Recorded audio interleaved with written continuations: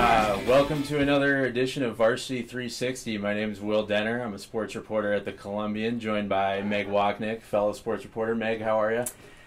Having a few football withdrawals, have to admit, but it's basketball season, so ready to hoop it. Absolutely. At least watching, not participating. Yeah, so when we kind of debuted this rebranded podcast in the fall, obviously it was more about football, heavy emphasis on that. Even the past couple of weeks we talked on volleyball and girls soccer a little bit, as we had a few local teams participating at the state level, but all of that is behind us now. So we thought this would be a great opportunity to kind of touch on some of our hoops teams as that season gets underway. And to do that, we thought we would kind of just do a composite kind of what are some of the top storylines we're looking at this season. And this isn't necessarily in any particular order. It certainly isn't the whole list. I'm sure there will be some things that surprise us as the season goes on, but the following are just some of the storylines that we are working on and following as we get into this hoop season. 5 storylines to watch. Here we go.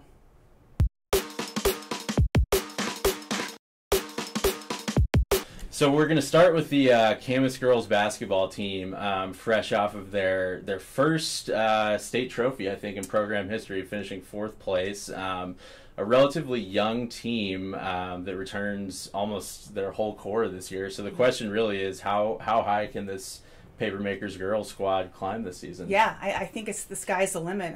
One coach I spoke with up north, the last day of the state tournament last year, the Tacoma Dome, made a comment to me saying, boy, Camas is going to be scary the next couple of years. And scary good is completely accurate. Like you said, this is a team that returns the majority of its core, whether it's returning starters or kids off the bench.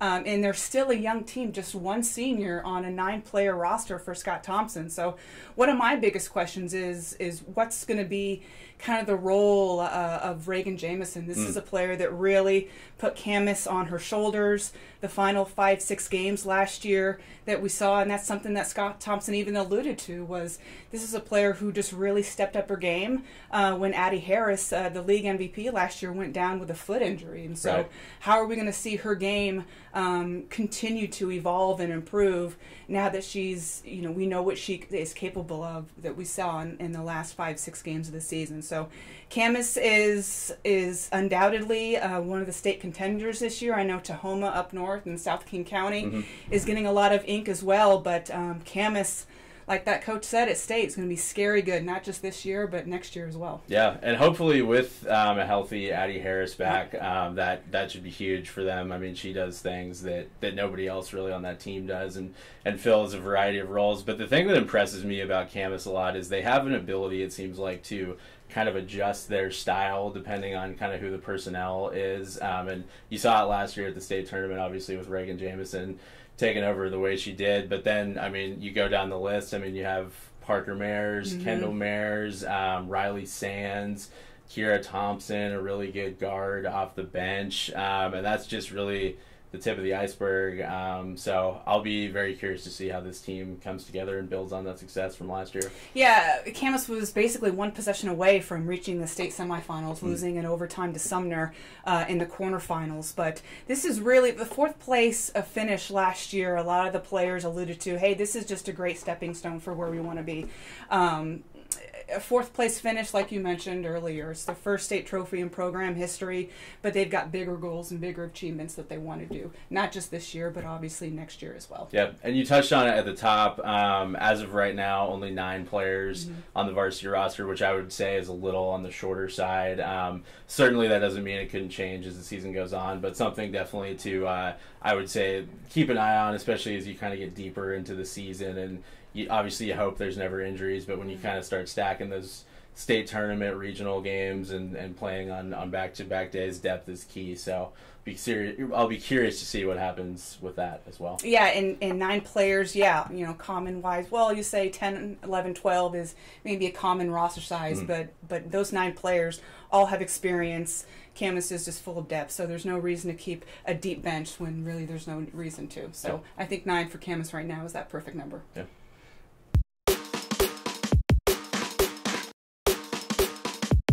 Next topic of conversation was just kind of as a whole looking at the 3A Greater St. Helens League, and specifically the kind of unusual choice this year to start its schedule with a league game literally on opening night, Evergreen Mountain View being one, but then for the entire month of December playing between 4 and 5 league games before January even. What have you heard from athletic directors and coaches on that so far? Yeah, so I first heard, and this isn't league-wide, we touched on Mountain View, Evergreen, both boys and girls side playing Tuesday night. You were at the boys matchup at Mountain View's new gym. But I heard rumblings back in September that like, oh gosh, there's certain 3A GSHL teams that are starting league play before December. I'm thinking, oh, no way. Like, that's just not true. There's no way. That's a lie. And sure enough, schedule comes out, and there's certain teams, not all of them, but Mountain View and Evergreen being one of them, where they start league play. And I'm thinking,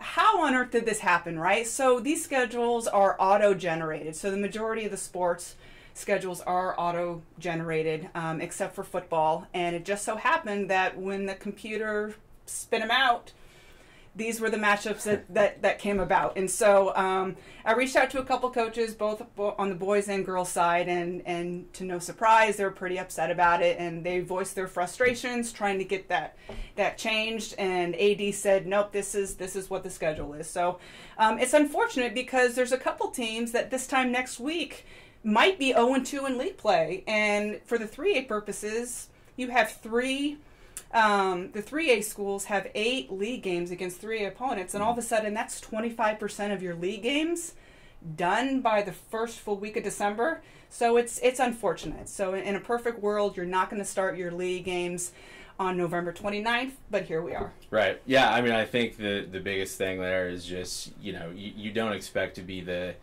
team that you want to be on the opening week, the opening, month even maybe of the season. And if you're playing some of your, most consequential games, then obviously, you might look back on these weeks and be like, gosh, I really wish, we could have had that one later in the season, and maybe that would have had, a different turnout. And I think it is important this year, especially in the 3A, that seems to be, like you said, up for grabs, particularly at the top between Kelso, Mountain View, and Evergreen. So be curious to see how that impacts things at the end of it. But obviously these teams don't have a whole lot of time to get into the swing of things. No, it's not. And it's just a coincidence that the very last game at Mountain View's old gymnasium last year was Evergreen, Mountain View, and a winner to regional game. And the very first game in Mountain View's gym Tuesday night that we saw was Evergreen and Mountain View. Is that a coincidence? I don't know. I guess the computers have the final say on this, but with league play starting so early for these teams, I mean, it puts these coaches in really tough situations. I mean, the kids, it doesn't matter who you're playing against, but it's tough to start a league game so early on when you're asking your team to basically be in mid-season form, and it's not even December 1st yet. Yeah.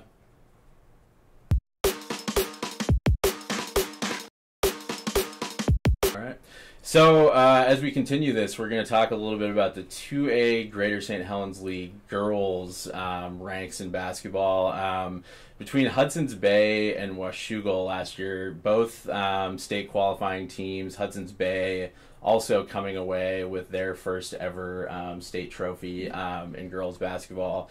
But these teams look a whole lot different this year. On the Washougal side, Tim Melcher, new head coach, comes in for Brittany Irvin, who resigned over the summer, and in addition to that, lost a pretty, impactful senior class. I would say that's a bit of an understatement, actually, particularly with Jaden B. and Savea Mansfield both now playing college basketball. So that's a ton new faces there to get used to. And same thing with Hudson's Bay. They graduated seniors Anaya Hampton, who was also our all-region girls basketball player of the year last year, in addition to Peyton Ballard, and then Mahala Harrison, who is set to be a senior this year, ends up transferring to DME Academy, kind of a private sports training academy in Florida, to play her senior year. So a lot of new things happening between those two programs, who last year were, I would say, clear-cut the two at the top of this league. Yeah, I think the last 6-7 years, Washougal has really been that consistent mainstay at top of the league. You mentioned the senior class of Washougal last year, Jane B. Survey Mansfield. That was the final class that was part of that state championship team in 2019. Those Right. kids were were freshmen on that team in 19. So there's no experience left as far as state championship. So as far as the league goes, I think it's really up for grabs. I mean, you mentioned the coaching changes. Hudson's Bay also has a new head coach in Alexis Gleason, who is a Hudson's Bay graduate herself. And there's just so many new faces when it comes to coaches, when it comes to players, that realistically it's who's going to kind of take the reins on this league. It's like I said, it's really kind of up for grabs. I think Washougal might still have a little bit of an edge. You talk about the experience coming back, and Chloe Johnson immediately comes to mind, a tremendous point guard, a great leader, great on-ball defender. So she's really going to be kind of the steer leading the ship for Washougal moving forward. Specifically with Washougal, what do you think kind of that, tradition of state basketball, obviously getting that state championship for that, what would that have been, 2019? 2019.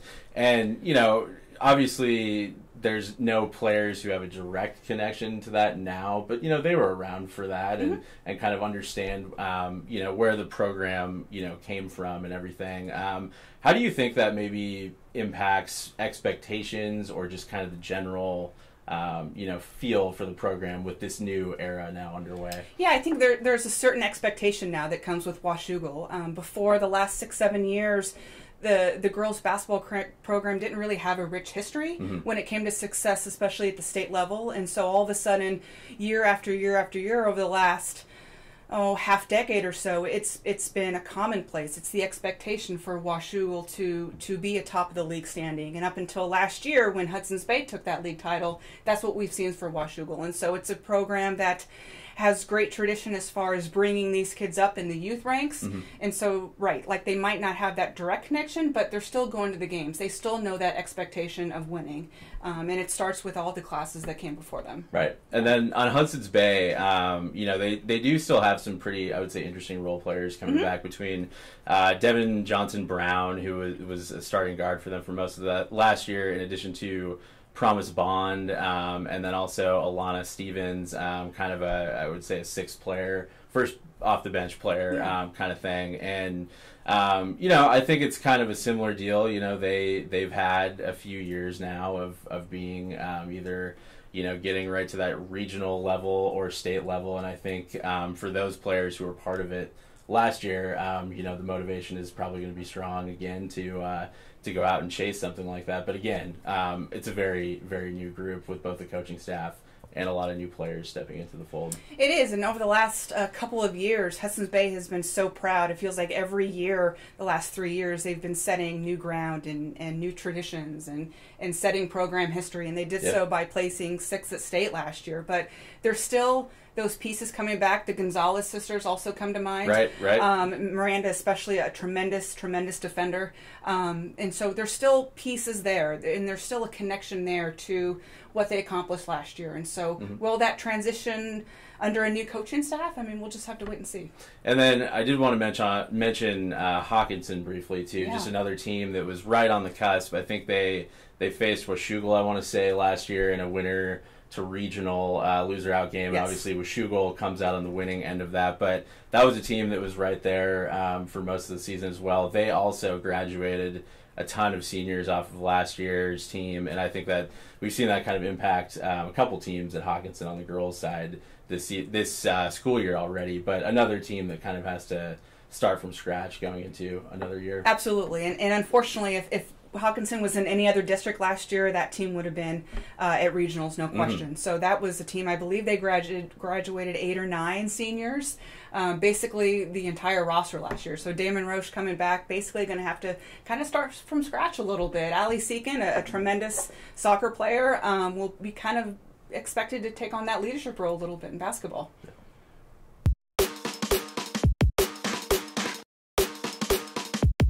All right, continuing on, we move to the 4A Greater St. Helens League boys. This could have easily been a union-only segment. I think there's a lot kind of interesting to talk about with them, but this feels like a really balanced league this year. So I guess we'll just kind of run by it team by team, and we'll start with Union, a team that I actually saw last weekend open their season at home against North Kitsap, and they end up scoring 94 points in their season opener, led by Yanni Facilis, who scores 32 points. And interestingly, I wrote about this a bit after the game, was they seem to be using him in kind of more of a kind of initiating the offense, bringing the ball up the floor, and that's kind of a different role than he had last year with Bryson Metz kind of kind of controlling that offense and everything. But really interesting team coming back. Obviously, it starts with Facilis, but then they also have Evan Mayenville, who was out for most of last season with an injury.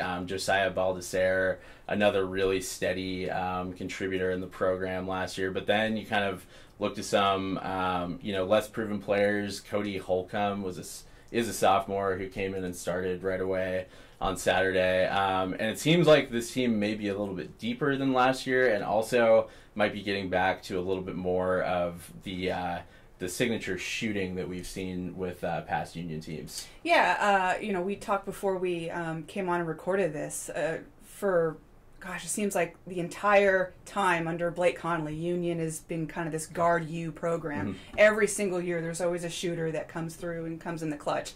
Last year, it really wasn't the case. You had Bryson Metz, yes, a tremendous shooter, but also their primary ball handler, and you saw the shift in the size of Union, and we're seeing that now with what I think they've got 4 players between 6'4" and 6'7" now, and I made a comment to a number of folks last season when Union made the state semifinals, and I thought that was Blake Connolly's best coaching job in his time at Union, transitioning really into a 2-3 zone. And we're going to see maybe a little bit more of that this year just because of the size of Union. They're traditionally not size heavy. Right. They're guard heavy, and so now it's just kind of the flip-flop. And I know we'll talk about Camas a little bit, but that's really going to be kind of the bread and butter of Union. And last year, Yanni Facilis impressed me so much because he's such a tough player to defend. For sure. He's such a great ball handler at his size at 6'5", but he's also a beast down in the paint, and so you got to utilize the big man where he is most. Absolutely, and that's a great segue into Camas, a team that had some great kind of post and wing play last year with Carson Frawley and Stephen Behill in particular, and now they've both graduated. They're playing college basketball, and most of their returners are guards, and they're going to be, counting on, those guys, even with kind of a lack of size, to, still continue the winning ways. And, last year they were so close. It's so tough for that number 2 team out of the 4A Greater St. Helens League to kind of run through it in the bi-district tournament. I saw them play up at Graham Kapowson, a game, unfortunately, that they lost in overtime that was kept them 1 game short of going to state. But still a team that's had a pretty strong run of success recently, and some of those guys return. You have Beckett Curry, a great guard. Theo McMillan is a senior this year. He's going to be back as their point guard and kind of not only leading the offense, but also kind of an anchor on defense. It starts with those guys, but it'll be interesting to see kind of what this new look Camas team is able to put together, especially kind of undersized, like we said. Yeah, you mentioned Beckett Curry, and he's such a fun player to watch. He made such impactful plays last year as a 9th grader, mm-hmm. and you traditionally don't see freshman boys not only make the varsity roster, but even make the starting 7, basically, first couple of guys off the bench. But this is a kid that's got everything, all the tools in the toolbox. So if you have a chance to go see a guy like Beckett Curry, I highly encourage it. I think Camas is going to be really the one team in the league to give Union a big push when it comes to the league title race. Yeah, and continuing on with Battleground, this is a team that last year didn't have a single senior. They're kind of looking for a new identity post Caden Perry and everything. And so they start with, I think they had, 3 sophomores, 2 juniors starting. Obviously, they're all back. It starts with Tate Spencer, who was really kind of burst onto the scene last year as a sophomore, drawing rave reviews from around the league. He ultimately got injured, didn't get to play toward the end of the season, but he's back, as are Trey Spencer, Noah Curry, Ty Robertson, kind of rounding out that starting group. And this team, they're still kind of young, but they feel like with that, kind of experience they had last year, moving into this year that they can make a run toward this league and even perhaps the postseason. I think someone like Tate Spencer, who, like you said, really burst on the scene. He had a number of 30-point-plus games last year. He can hit it from anywhere, I swear. If there's like a 30-foot shot on the floor, like that kid's going to make it. And so he will be driving the bus when it comes to Battlegrounds office. And so as far as he can take the Tigers is kind of where they'll go under Spencer for sure. And then with Skyview, a team that I would say was a little bit down last year by their standards, but they return Damari Collins, who was an all-league player last year. I think as a whole they have, I want to say, 4 returning guys who were at the varsity level. But still a little bit of, unprovenness there. But you're going to expect them to get the most out of this group under head coach Matt Grueller. They're not that far removed even from going to the state tournament in 2020. Yeah. I think this is Matt's now 14th year at Skyview, if I'm not mistaken, maybe 13th. But he's now the dean of the Clark County boys coaches, with Rivers coach David Long retiring last year after 30-plus years. So there's another buzz with Skyview with an incoming freshman, Malachi Weimer. So keep an eye out for this kid. I hear this kid's the real deal. So again, I mean, at this point in the stage, they haven't played a game yet, but that's a kid I've heard a lot of buzz about so far.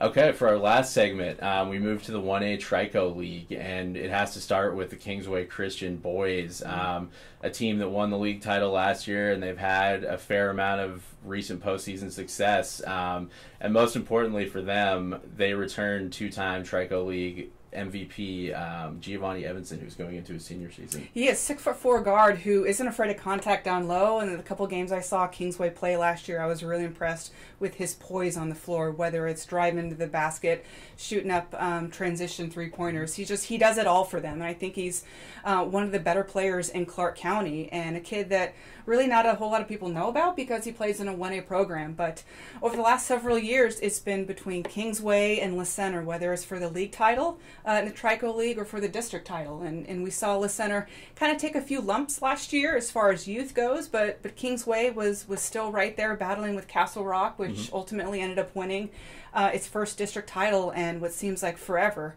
But this is still the night show, I think, in the Trico League. And Evanson obviously gets the top billing on the marquee at Kingsway, but they graduated only 2 players last year.